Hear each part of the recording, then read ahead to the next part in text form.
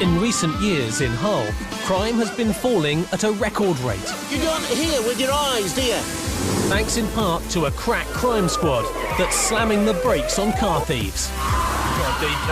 Get up. Your hands rank too. Turn that off. And reining in dangerous drug dealers. This stuff kills you. It's quite a big haul in respect of ecstasy tablets. It's a risky business. I think the driver's deliberately gone to try and knock the dog over. Adam, come down now, please! But the traffic cops are determined to get through to youngsters. We'll do something what normal kids do, like play football. Before the wheels fall off. Inevitably in the job we do, there are some people that will just want to fight with you, regardless.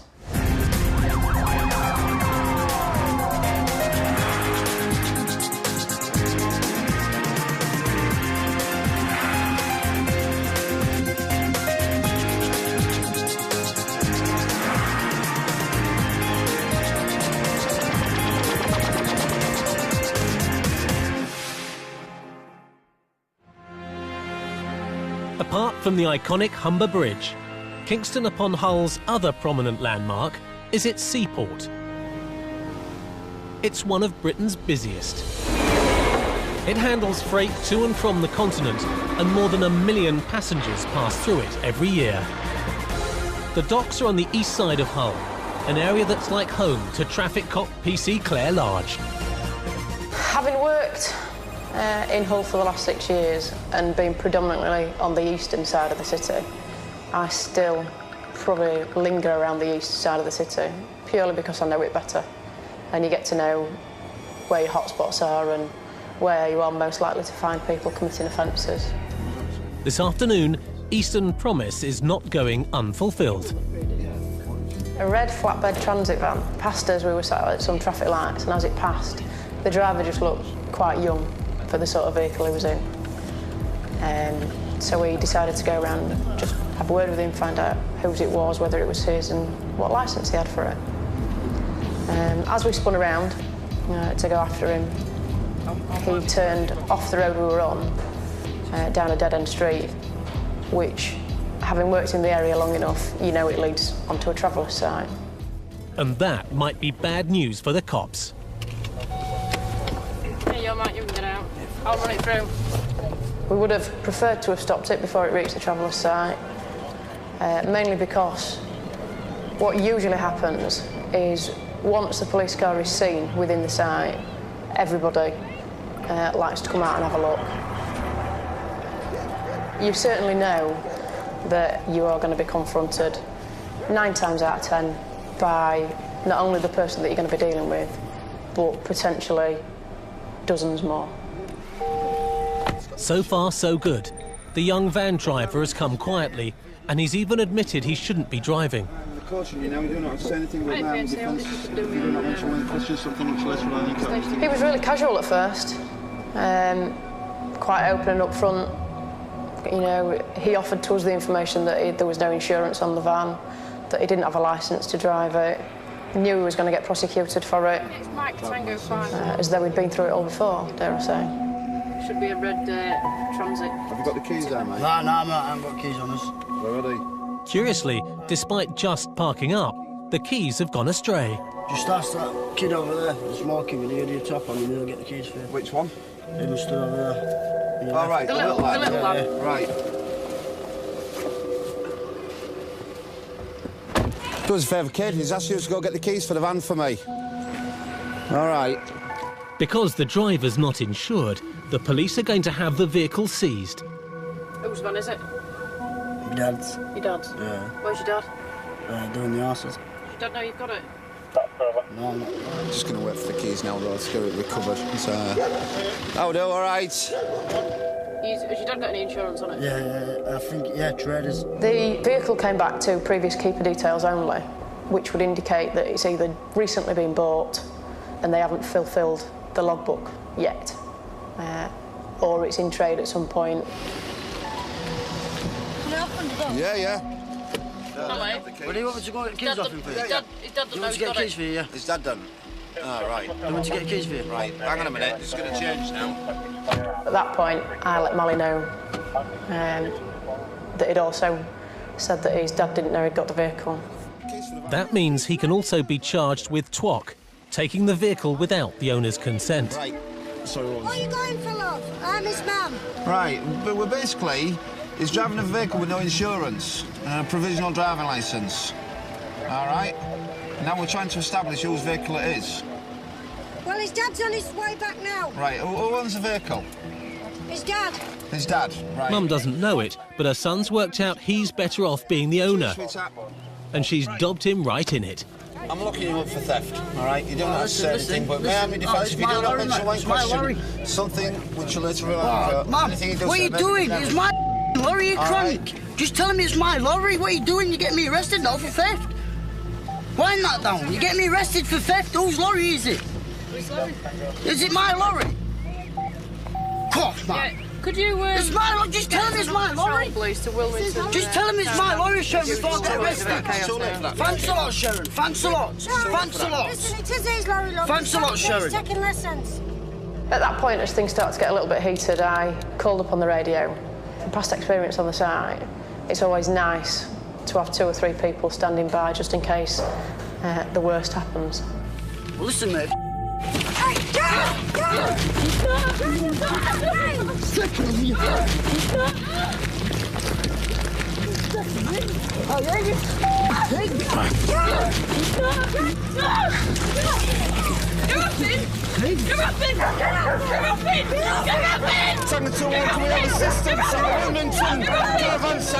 I was scared.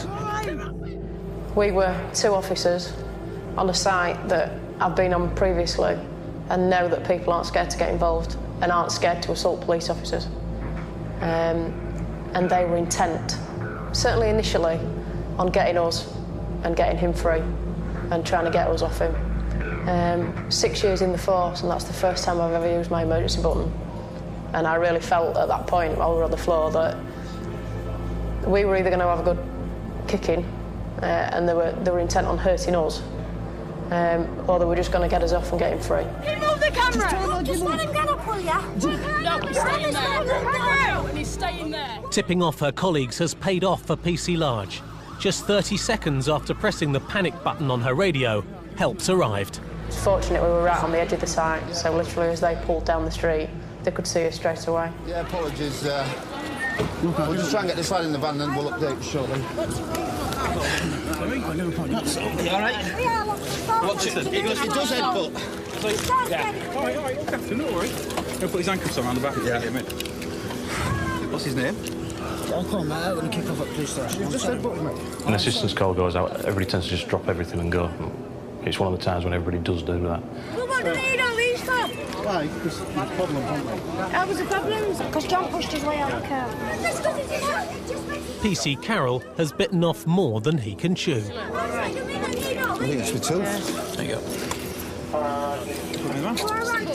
What's your hand? No, just in for now. He was a strong kid. He pushed Molly back quite a way.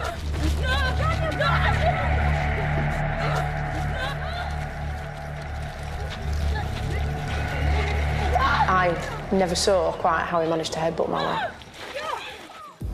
Molly had a bit of blood on the side of his mouth, and that's when I found out he was losing his teeth. I haven't got those 2. Might got those too. I leave you alone for 2 minutes, don't I? Hey? It can be daunting going into a traveller's site, especially when they turn on the police. We are animals, you know. We are like everyone else in the houses. She is my daughter and kicked my daughter between the legs. Members of his family that felt most aggrieved continue to throw abuse. It's a hierarchical situation, you know, they want to show that they're not afraid of us and that they'll have their say come what may. You're not in about car, are you? It's time for the young man to go west. The quickest solution for us was to get that vehicle off site and for us to leave them to it. Hull's maritime links make it an ideal gateway for shipping cars in and out of the country, legal and illegal ones. PC Andy Stainton is part of a crack team, the Road Crime Squad, that's helped reduce vehicle crime by 20%. They're constantly on the lookout for organised criminals stealing high-value cars to export abroad. 7-8, can I have a moving vehicle check, please? That means checking up on any exotic cars they might come across. It's actually a Lamborghini. Very nice motor. I say so myself. A lot of high-powered vehicles do get stolen to order and end up in shipping containers to other European countries, to other destinations in the world. The problem we've got on there is we've got no PNC facility at the minute, so give it a pull, because it's going in. With no computer to check on the Lamborghini's details, it'll have to be stopped instead. If he decides to go for the open road, it's going to be gone.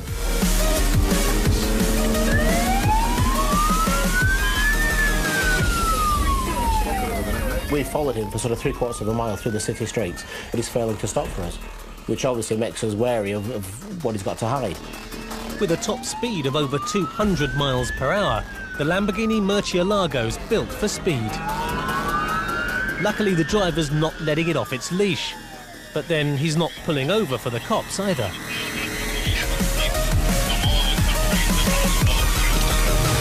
This is going to be... He's not going to stop for us, is he? Stop it! Told to then!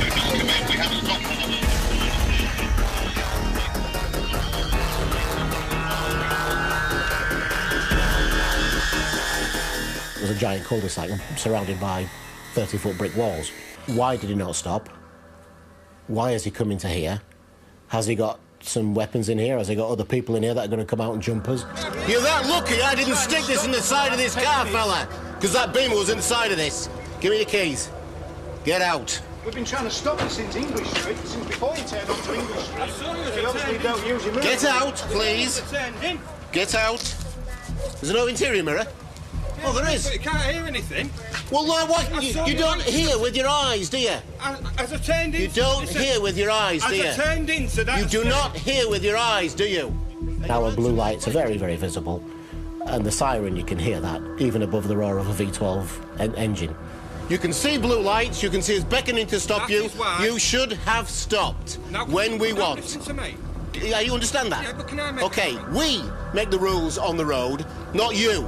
Do you understand that? Do you understand that? Yes, I do understand. Thank you. He was shouted at and told what I wanted from him in no uncertain terms. The car isn't stolen, but it has got an illegal number plate. The absence of a manufacturer's mark gives it away. For whatever reason, he's got the wrong number plates on it. So it's a little bit strange at the minute. But it's a nice car, and we don't see many of these around. There's something very funny about the number plate. It says it's not a Lamborghini Murcielago at all. It's a Peugeot 406. It's just got the Lamborghini body shell on But yeah, he says he hasn't put the plates on. He said he's just driven it back from the show, and whoever was at the show with it put the plates on. Has he just got that today, then? You say he's got it today, has he? No, he's had it a while.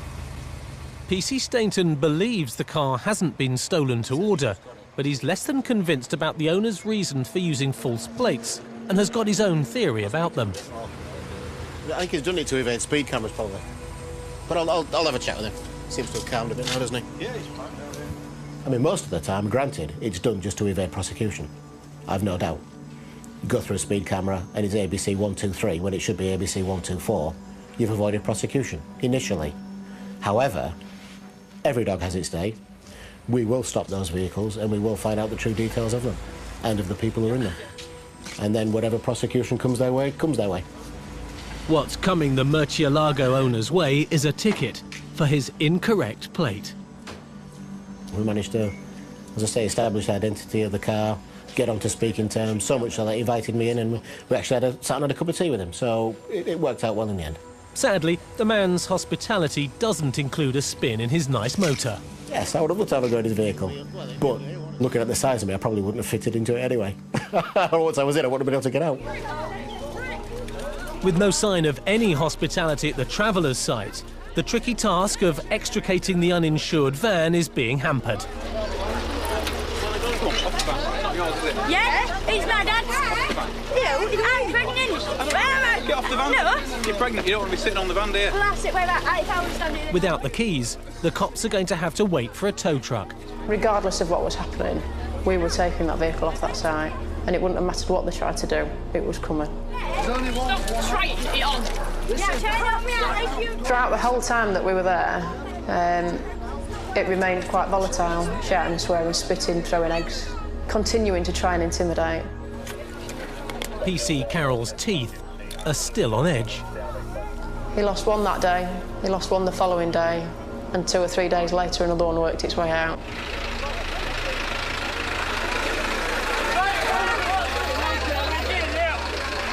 Up to 15 police officers stood on that site. We're not there for the other calls that are coming into the force. You know, we're there dealing with this situation, whereas if we can get out of that situation as quickly as possible, the majority of those officers are released to be able to go to the general members of the public that are actually crying out for our support and our help.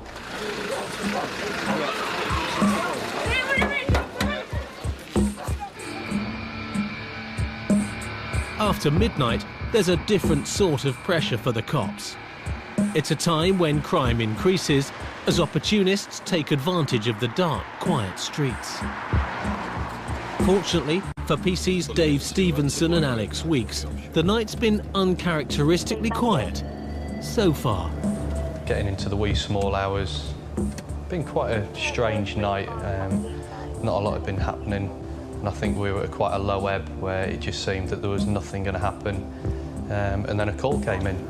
You've stolen our informant's car key and mobile telephone number. The caller's been burgled, and not only have his car keys been stolen, but he's been relieved of his car as well. Vehicle had been stolen as part of what we call a Hanoi burglary. It's basically a 2-in-1 burglary where somebody breaks into the house, steals the car keys, and then takes the car.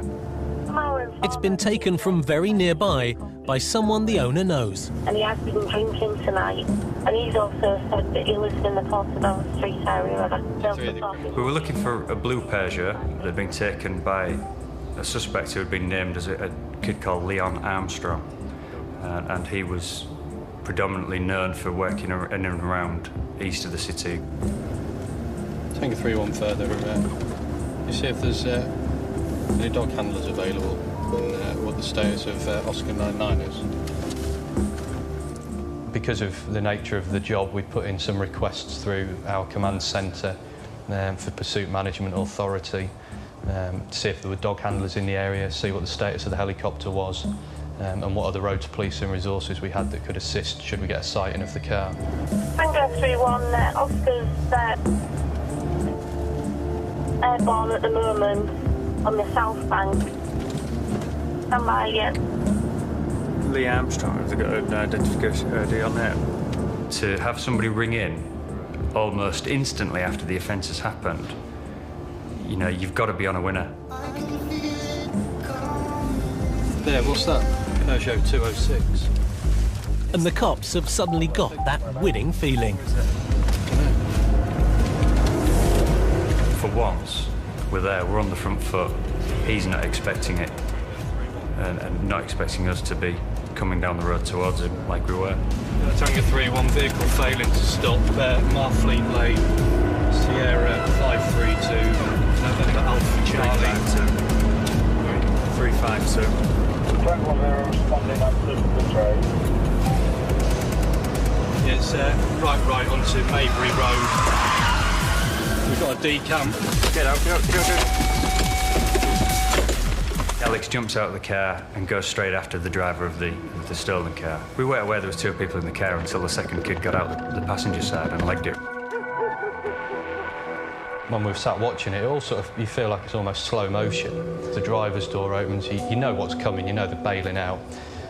And I initially thought the driver was going to get himself run over because he'd left the car rolling, and I thought his legs are going to go under the wheels. The passenger hasn't quickly got out of the car and gone. He delays a couple of seconds before he gets out of the car. The car rolls a little bit further before it eventually comes to a stop, at which point I'm in a position to actually stop the car, get out and then go after him. The driver hurdles this sort of maybe 4.5-foot fence and he's away. He's like a whippet up down the side of the drain bank. Like, great, terrific. I've got a foot chase here with somebody that's hurdling fences. So I sort of hobble over the fence in my own unique style, and off I go after him. As I'm about to put hands on him, he darts to the right. But there's only the drain to the right, and it's the size of a small river, and he's jumped right into it. Here, you've got a male in the water. Climb yourself out, fella. I lost the passenger because I stopped to see what was going on and obviously to help Alex. He can't get out, Dave. As Alex has got close to him, the kids tried to do a quick turn and run back in the opposite direction. Too close to the drain bank, lost his footing, straight down the drain bank and straight in the water. Stay with him. I'll go get the lifeline. Yes, I'm talking to the male. My colleague's returning to our vehicle to get a lifeline. He's stuck, he can't get out, the banks are too high.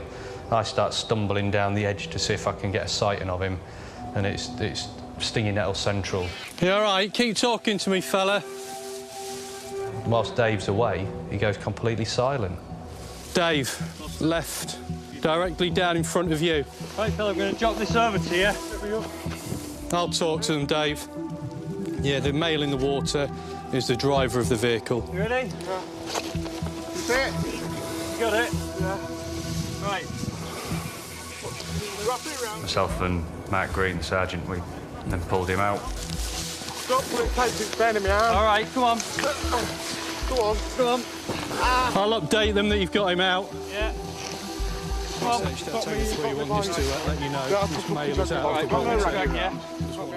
The lad's been rescued from drowning in the drain, but what he was doing in there in the first place is a complete mystery.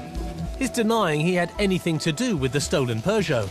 Quite funny that you've seen him run from the car, go into the water, we then take him out of the water, and he's still saying it's not him. With the alleged driver safely detained, the crew of the police helicopter overhead are setting about finding his mate.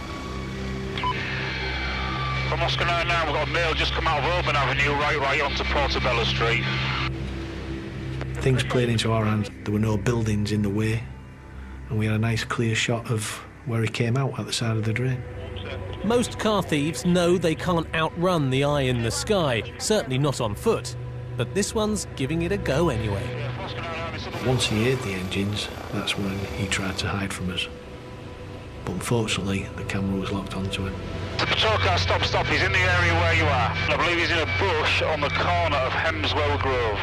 On the thermal image, you can see quite clearly that he's hiding in the bushes from us. From Oscar 99, he's with an officer now. He was a taser officer as well, and he used a taser challenge to actually get the kid in custody. Yeah, the male that's now in custody originally ran out of Hopkins Street, then ran past the top of Auburn Avenue before going into corner of Rimswell. Because we'd offloaded the driver into the van, we were in a position to assist in conveying the passenger. There's less risk being a passenger in a stolen car. They'll usually get off more lightly than a driver.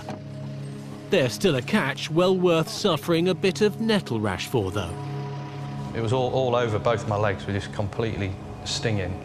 But it was mainly my arm, my right arm. I don't know if I caught it as I went through, but the bottom part of my forearm was just covered in a red rash for the next 24 hours.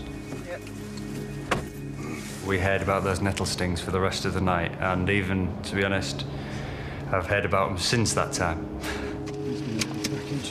Unlike his pal, the passenger's singing.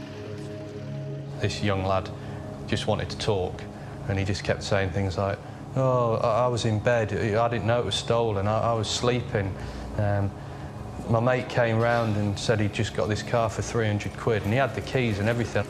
If my mate turned up and said I've just bought a car at 2:30 or 3 o'clock in the morning to get a few choice words before anything else, I'd slam the door in his face and I'd be going back to bed. I certainly won't be coming downstairs and getting in his car and going for a ride around East Hull. This gentleman was stopped after it failed to stop. Detained by police officers a short distance away from the failed to stop after running from the vehicle. The driver was somebody that had just been released from prison. I suspect in his mind he's come out, he's got nothing to lose. He doesn't have a licence, so he can't lose that. He doesn't have a job, so he can't lose that. These young lads will continue to come until one day they either grow up or they do something so serious they injure somebody else or they kill somebody and they end up getting sent to prison for a long time.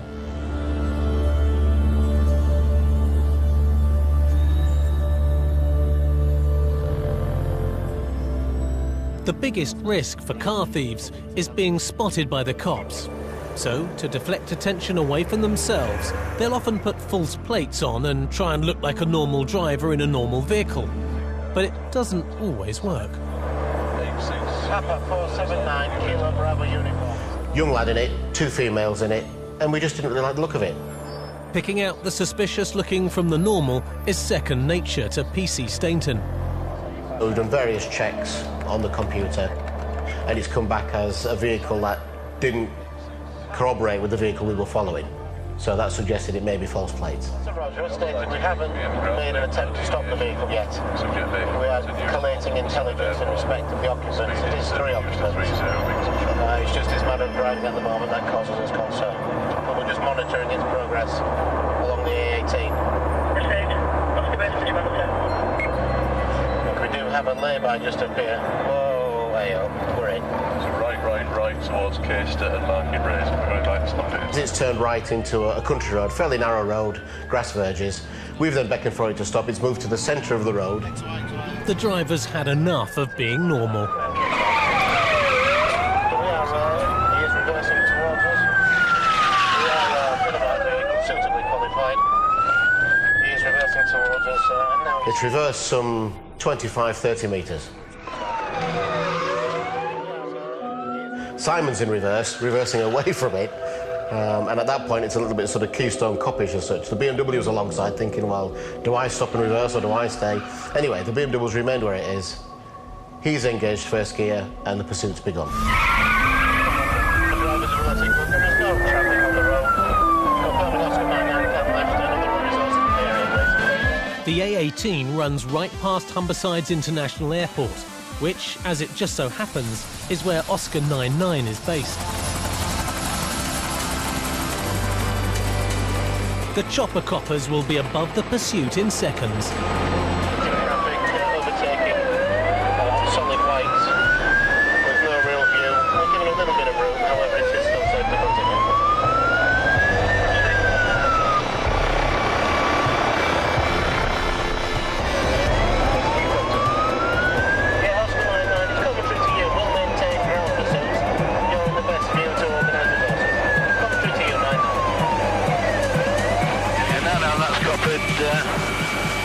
No deviation. We're positioning the aircraft to the front of the vehicle to give them eyeball with us. Hopefully it may change their minds over.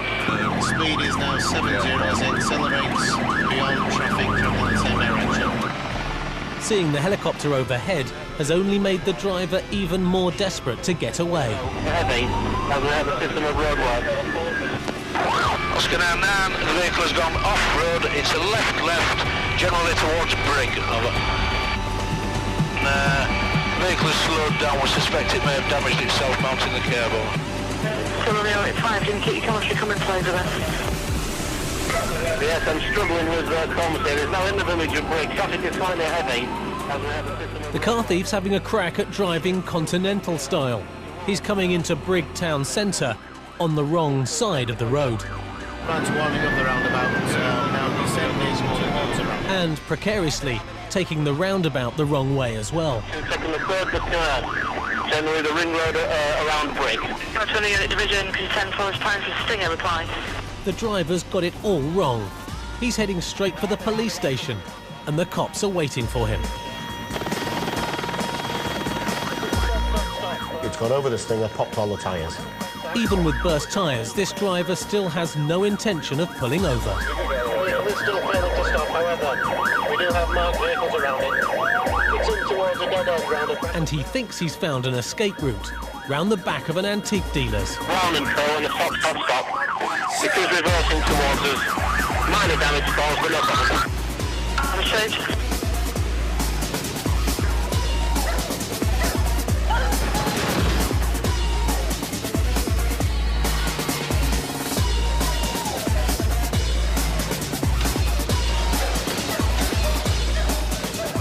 I think the driver's deliberately gone to try and knock the dog over. You can see it quite clearly hit the dog and push it towards the wall of the antique dealers. It goes sort of up onto the bonnet, you can see the claws on the bonnet, and it pushes it and it skids along the floor and hits the wall. We're obviously milling around trying to get the driver at this point. As he's doing that, he actually squashes a police officer between a parked vehicle and the subject vehicle. And he sort of, you can see him sort of roll along the vehicle. The squashed officer is the dog handler, and he's had a narrower escape than his dog. Had it not been for the black vehicle being hit and moved, he would certainly have been crushed between the two cars. This youth was determined to get away, and he was going to do anything. He reverses, collides with another vehicle, and eventually then we managed to stop the vehicle and subdue the driver and get him out. The two girls in the back of the vehicle, both of whom were teenagers, absolutely terrified. Are they all right to transport? Afterwards, it became apparent that they'd been screaming at him to stop, straight away. The dog did get hold of the driver, and I know that he suffered a bite to the leg. Wolf justice, some would say. As luck would have it, that scene's overlooked by a veterinary surgery. The vet comes across, the veterinary surgeon, says, I want to have a look at your dog, please. I've seen what's happened to him, bring him in. No charge, nothing at all, no, I want money, I want to see the dog because I've seen what's happened. And the dog had a 10-minute checkup by the vet as well, so it was a strange story, odd. Apart from the best police cars in the business, like their turbocharged Mitsubishi Evolution X's, the Humberside Road Crime Squad always have dogs travelling around with them in a BMW as well. PC Daz Martin is one of the force's dogmen who take it in turns to be on the team. So our shift patterns work on a 5-week rota. So they'll say, right, Darren, your 5-week rota, you're going with the roads crime section. So I go with the roads crime section, do the 5 weeks with them, and then I come off, and then one of my colleagues goes on. Good lad. Good boy. Good boy. That's a good lad. I find it very fulfilling and very worthwhile. And it makes a change to be dealing with the more serious end of criminality. Other than chasing car thieves, that normally means the team targets drug dealers. And today is no exception. Every time we deploy to the streets, and whatever division we work in, we are supplied with an intelligence pack of local people to look out for. Drug dealing on the street. This gentleman was actually on our daily briefing pack. One, that he was a disqualified driver, and two, that he was linked to possible drug dealing in his local street. The street is in Grimsby, and the distinctive-looking man being sought has already been spotted driving illegally.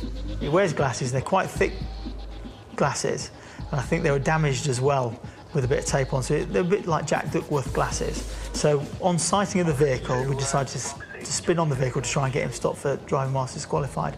But unfortunately, we didn't get round in time with the tight street that we were in and the other traffic, and he managed to evade initially being stopped. So we decided to go to his home address, and as we sort of drive down the street, there he is walking down the street on foot. It's probably too late to find any drugs on the suspect, and proving he was actually driving may not be that easy either. You can have anything on him now, is he? Stupid he is. No, well, you don't understand that yet. I've just walked from my house to the shop. He's not a happy chap, and he makes his feelings very plain to us. Detention is for the purpose of searching you for any controlled substances that may or may not... Just calm down. That may or may not be on your person. Stop getting ahead of yourself. Do you understand why you're being detained? What am I getting cuffed for? We always cuff people, so you can't get rid of anything. You can't hurt us or anything, right? Where's the keys to your dad's vehicle then? Hey, you'll have to ask him. You'll have to ask him? All right. We'll be searching your vehicle as well, yeah? Because I've just seen you in it. We will. We've just seen you driving it, you see, so... There's no point... Check me, mate. There's no in them at all, apart from cigarettes and my mobile phone. Can't do this. The man's been arrested for disqualified driving and is being searched under the Misuse of Drugs Act. Right, fella, you'll do arrested for disqualified driving, What do you mean? I didn't been driving. Dave, don't swear, don't swear. Anything you do say may be given an evidence. And you've been driving. I've just come out of my mum's house, right, yeah? I've just gone to the shop, and you're nicking me for walking to the shop. You need to calm down. No matter what he would have said or how much he would have argued, wouldn't have changed my mind in what I'd seen. I was very confident that he was a correct man. calm down. Calm down. No, because no point. Listen to me. Listen to me. By shouting and ranting and raving, you're achieving absolutely nothing. Yeah, but this is bull. Listen, if it's bull, then it'll be sorted out in the fullness of time, won't it? But there's no point in carrying on alarmingly. Calm down and we'll sort it out. Sometimes folks try and bluff us, you know. I think they take us for fools sometimes. You got any keys on him? No keys on him. Yeah, because I've just come from a No, shop. what you've done, you've just parked No, I up. don't Probably think dropped your so, keys mate. off I for your don't man and gone think to so. Tesco's, haven't you? Don't David. think so. I don't. Let's not I argue. don't. Let's not be arguing in the street, shall we not? Dave hasn't got any drugs on him, and he's still adamant he wasn't even in his car. I've just walked from my house, though, yeah, to the shop. No, but you don't understand that yet. I've just walked from my house to the shop. Daz is going to check out Dave's story. I was just curious, you know. I thought, well, if this guy says he's been in the supermarket, then it can't have been more than 2 or 3 minutes ago. They'll remember him, surely. Quite a distinctive chap. Went into the supermarket, they had a security guard on the door, spoke with him briefly. Have this guy been in, spectacles, described him? Not that I can remember, he says. Oh, OK, I'll just go and ask the cashier then. So I walked up to the front of the queue, spoke to the cashier, asked her the same question. No, not that I can remember. Well, OK, fine. So I think rightly, I quite rightly suspected then that he probably hadn't been into the supermarket. While Dave cools off in the back of the Evo, the cops are going to see if anyone is in round his house. Mum was there, and she more or less bubbled him, really. Once again, Mum knows best. She said, well, yeah, he's doing it all the time. We've told him not to do it. Which obviously, you know, confirmed the fact that he had been driving. But there's another problem. Dave's escaped.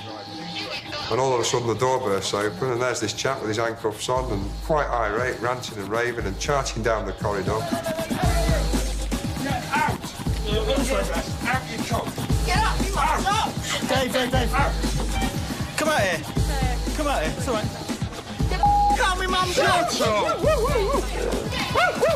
You're under arrest. You do as you're told. Swanning about doing as you please.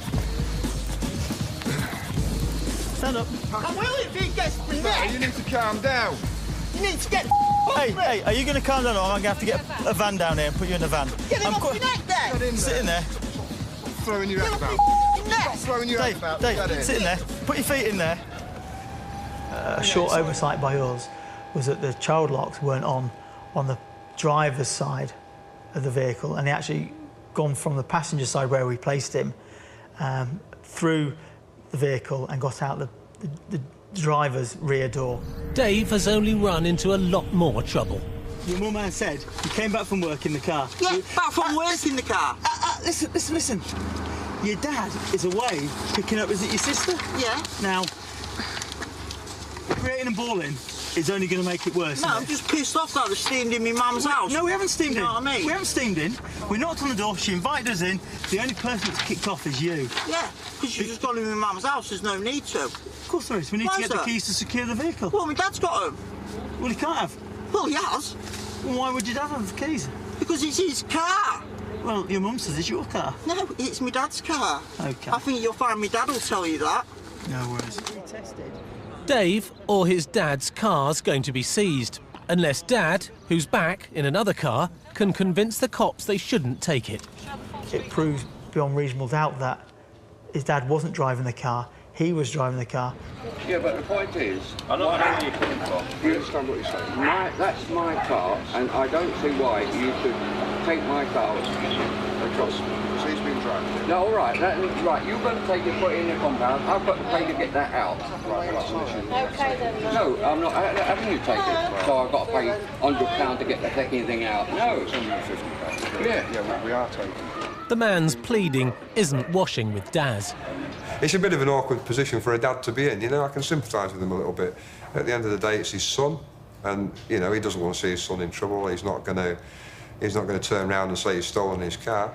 But equally, you know, he doesn't want to be stung for £150. So I can understand why he was angry, but equally, he shouldn't have been allowing his son to drive the car. But there's a softness about Daz. I feel a little bit sorry for Dad, really. I just wondered what your thoughts were on it. Could we maybe cancel the recovery, or do you think we should carry on with it? He's on to his boss to see if the pensioner can keep the car after all. Apply a bit of common sense, and I think that that's got you and comes for it. Yeah, OK, that sounds good. I'm sure he'll be pleased with that. I shall get on with that, thank you. At the end of the day, we're a public service, aren't we? And, you know, sometimes it does us no harm to be, you know, to yield a little bit sometimes, I think. Apply a bit of discretion, I think, rather than have Dad pay 150 quid. Just point out to him, obviously, if it happens again, then the chances are that we will tow it. Right.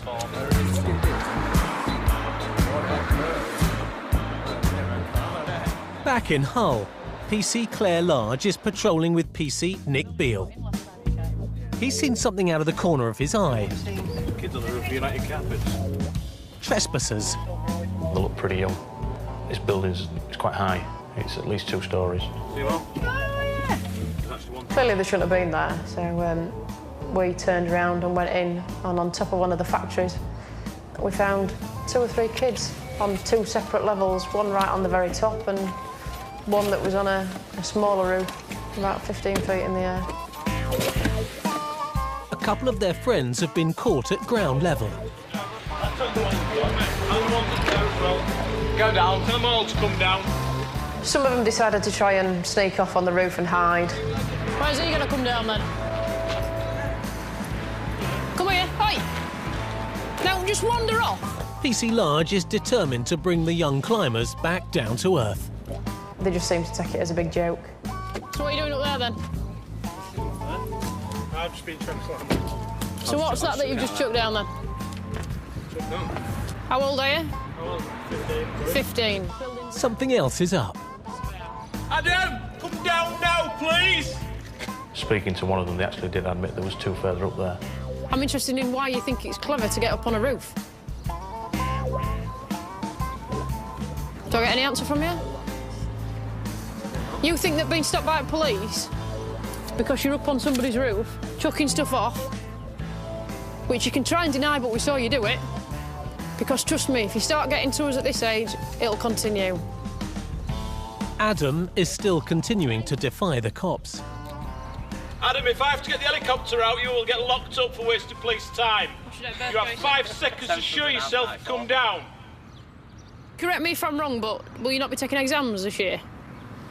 Yeah? I think we've got some in a couple of weeks. And what's going to happen is, I'll contact your parents, tell them what you're doing, and you then are left tossing it off on a roof instead of studying for exams, which will determine your future.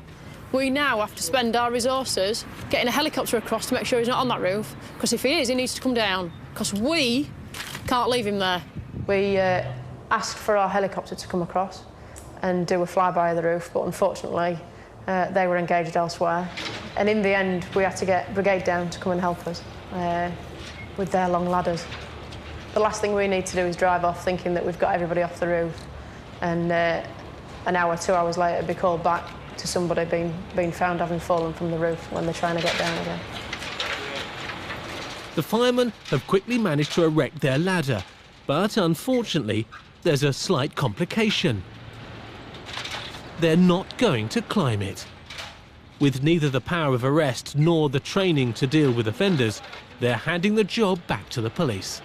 I found it a bit bizarre, bearing in mind that they're the experts with ladders and going on roofs, but on this occasion they didn't seem to want to go up.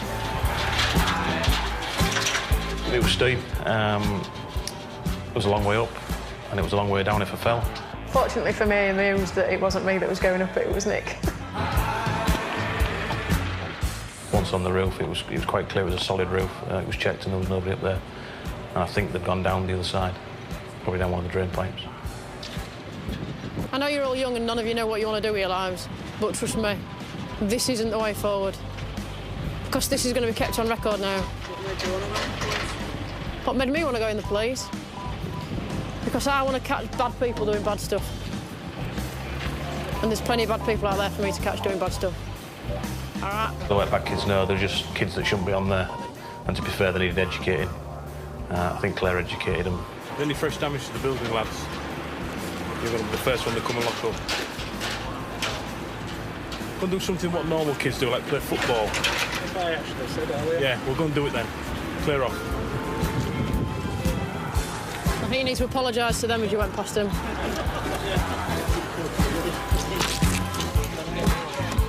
I don't know whether they learnt the lesson, but hopefully they'll think twice before they get on a roof again.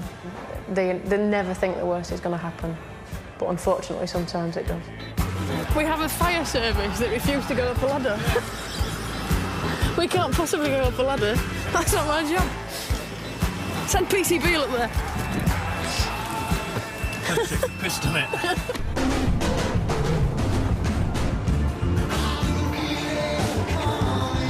Catching sight of the unexpected and knowing when something isn't quite right is what makes a good traffic cop. In East Hull, PC's Dave Stevenson and Lee Robinson have been stopped in their tracks by something unusual. There was a wheel, or what was left of a wheel, in the middle of the road, a tyre and a load of debris. A bit of detective work is required.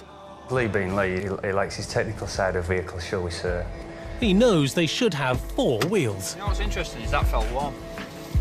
Yeah. Before it goes cold, there's a trail to follow. Gouge marks round here, look. And as we set off driving again, I noticed some grooves in the floor, which were obviously from that same car. I can't see that anybody's going to have stopped and changed it, personally. There's every chance the car that's lost the wheel is very nearby. It was easy, really. It was just a case of see the gouge marks, just keep driving, following the gouge marks in the headlights until we eventually came across something. That's it. Hey up. Runners. And they have. There it is. But they've just missed whoever was in the car. And as the headlights shine into the distance onto the car, there's some bodies leg across the road, straight through some P-bars and straight into one of the little snickets and the rabbit warrener runs and just disappear. We've just disturbed 4 lads on Chalksdale Grove, changing a wheel on what appears to be an SMV. They've made it off through on foot towards Cambridge Grove area, a Rover 416 in red. It does have TWOC damage. TWOC damage to the ignition means it's probably been stolen. No doubt, had we not come round, they'd have been back out in the car again. The whole place is just like little rabbit warrens. They know the areas better than we do. Obviously, they've nicked through the P-bars and they've had a bit of a start on us, through into the estate and then long gone. Unfortunately, the cops weren't quite quick enough to catch the thieves when they first saw them. No doubt somebody's been on the lookout, and as we've come round, they've seen us and started running, and they've had a good head start on us before we've got anywhere near them. Lee did have his new boots on that he says are trainers and he can run in them, especially designed for running in, so you'd think he'd have been after them there, really, wouldn't you, to try him out? I'd like to say Dave's got good eyesight. We said it was because he felt short, so he had extended soles on them to make him higher. He said there were new trainer boots which made him run faster. He was very proud of these boots, was Lee. And he got out of the car, had about 10 yards of chase and then gave up. The road obviously was badly grooved and badly damaged from where the car had driven down it. The tyre was completely gone. The car was quite badly damaged, to be honest, on the front near side. There were some tools and some nuts from the wheel on the floor. So they'd obviously been trying to change the wheel and hoping to get it going so that they could carry on driving. If we leave it, they'll come back for it. Some of them will they'll take a car from Westall, drive out to the C division somewhere, dump the one, nick another one, drive around in that for a bit, dump it, nick another one, drive back into the town and then dump that one somewhere and then walk the last half a mile home so that it's nowhere near their house. Yeah. Free transport, isn't it? A recovery truck has arrived to take away what's left of the thieves' free transport. And as luck would have it, the driver's got a hot tip about where the car may have been stolen from. Coming here, he's driven past another recovery agent's yard, a notice that the gates have been smashed and, incriminatingly, some debris from a Rover 416 left behind. Hot tips are invaluable to the cops. Back in 2007, they had an anonymous caller to thank for a major drugs bust. He phoned in with details of a consignment being brought into Hull on the A63. An unmarked vehicle saw the subject vehicle, monitored its progress through the A63, etc., into the city of Hull. Near side line, approaching the water limit. He called us, we've arrived as a marked team and managed to get behind the vehicle and stop it near to the William Booth Hostel, near to the centre of Hull on the A63. Okay, got it.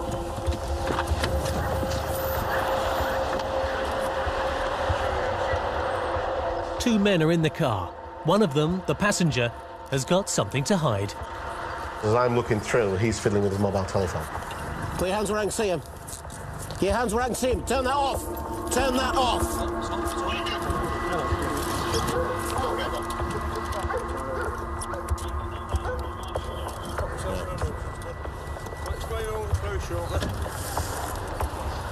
The informant was right on the money. A huge amount of drugs, far too much to hide. Careful, mate, it's open. We'll wrap it up again. I would say probably in around about between 3,000 and 5,000 ecstasy tablets. Obviously, it's illegal to possess them. And following the stop check now, we'll obviously seize them. These two will be arrested for possession with intent to supply. If you minimum estimate at 5,000, you're looking at £2 per tablet, £10,000 worth of gear. Amounts like that, there is no way that they can say that's personal use. So quite clearly the evidence is very strong to suggest that they're going to supply that on again.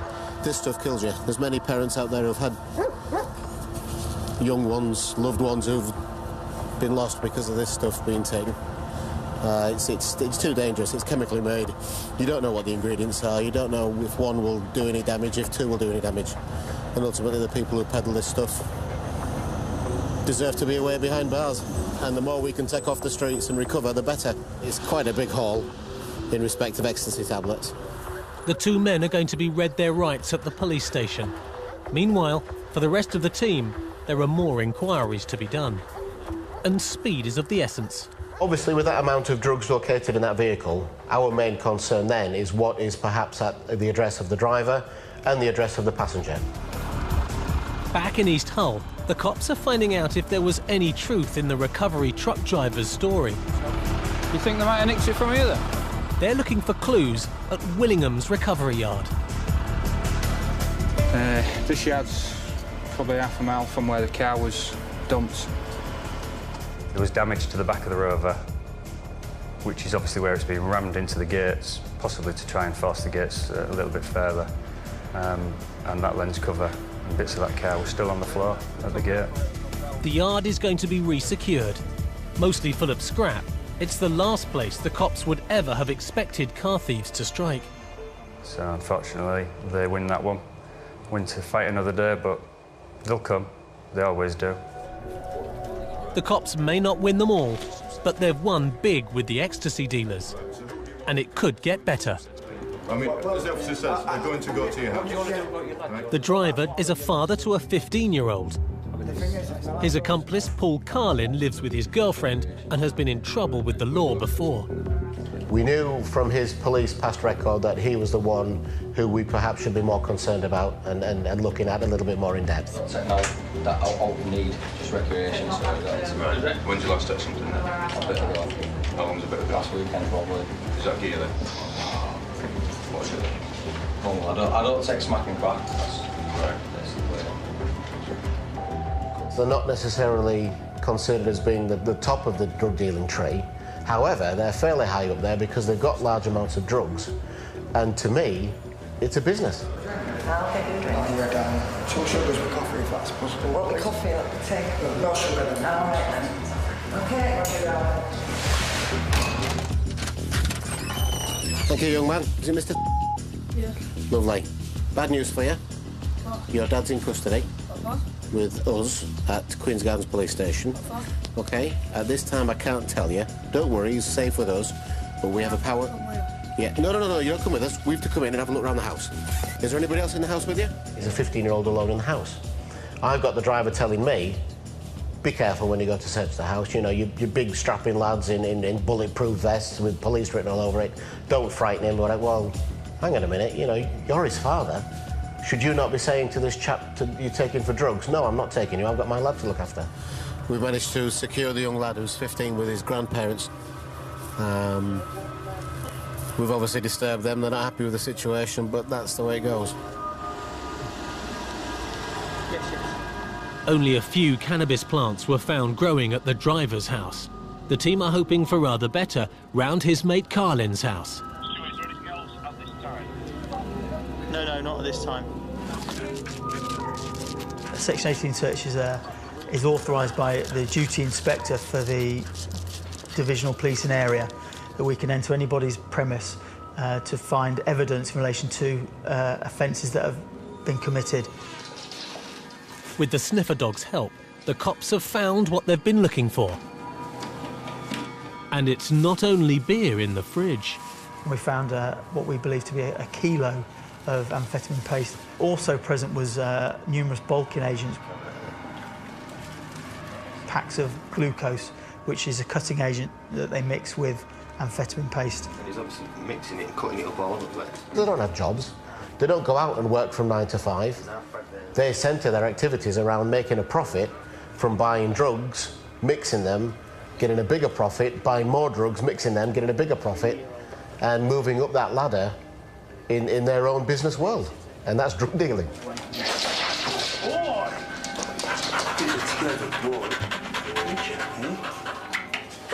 A rather disturbing tool of the drug-dealing trade has been found as well. It was like something out of Lord of the Rings. It was unbelievable. It was a baseball bat-sized piece of wood that had attached to the top end of it a foot-long scalpel blade, which is the only way I can really describe it.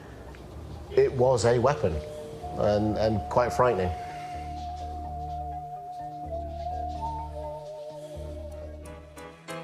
In February 2008, Paul Carlin was found guilty of possession of Class A drugs with intent to supply and sentenced to a total of 2.5 years in prison. His associate was found not guilty but received a conditional discharge for possession of an offensive weapon. In July 2011, Carlin was jailed again, this time for 11 years for his part in a plot to import £13 million worth of heroin.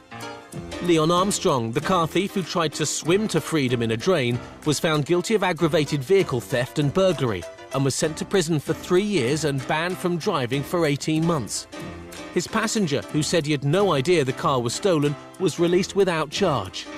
The maniac in the stolen car, who tried to get away by reversing into the cops and trying to kill one of their dogs, was jailed for 16 months for dangerous driving, disqualified driving and common assault. The young lad who fought tooth and nail to stop his truck being taken away was jailed for 2 months for Section 47 assault on a police officer. He was also given 12 points on his licence for taking a vehicle without consent and driving without insurance or a licence. And Dave, the escapee who had only been out to the corner shop, was found guilty of driving whilst disqualified on 4 separate occasions and driving dangerously on another. He was sent to prison for 12 months.